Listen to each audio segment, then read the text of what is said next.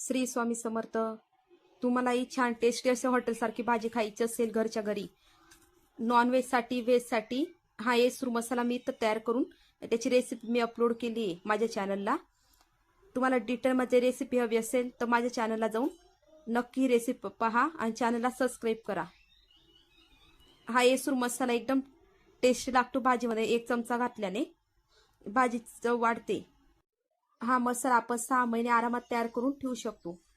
हा खराब होत नाही कारण आपण सर्व वस्तू भाजून ठेवलेल्या असतात. त्यासाठी याची डिटेल्स रेसिपी आणि साहित्य मी आपल्या लॉंग व्हिडिओला दिलंय, तो व्हिडिओ जाऊन नक्की बघा. हा येसूर मसाला डिटेल रेसिपी साठी खाली त्रिकोणी बटनला क्लिक करा, तिथं तुम्हाला डिटेल रेसिपी मिळून जाईल. व्हिडिओला लाईक करा, शेअर करा आणि कमेंट्स नक्की करा. श्री स्वामी समर्थ.